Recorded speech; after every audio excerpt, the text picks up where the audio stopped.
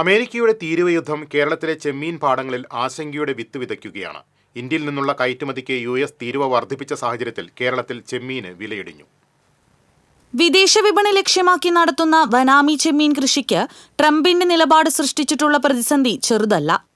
White spot ഉൾപ്പെടെയുള്ള virus ബാധകളിൽ നിന്നും ചെമ്മീൻ കൃഷി രക്ഷപ്പെട്ടു വരുന്ന സമയത്താണ് വിപണിയെ പിടിച്ചുലയ്ക്കുന്ന വിധത്തിൽ തീരുവ പ്രശ്നം ഉടലെടുത്തത്.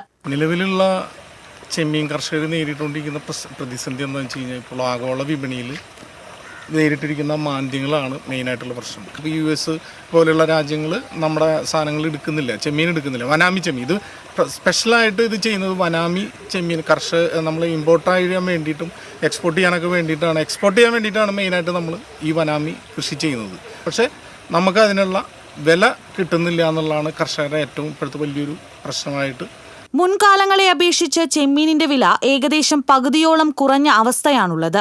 എന്നാൽ തീറ്റ ഉൾപ്പെടെയുള്ള ചിലവുകളിൽ വർധനവുണ്ടാകുകയും ചെയ്യുന്നുണ്ട്.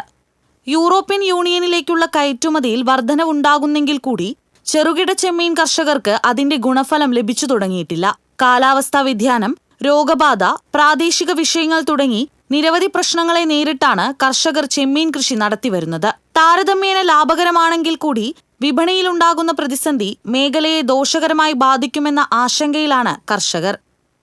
TCV news, Kodungallur.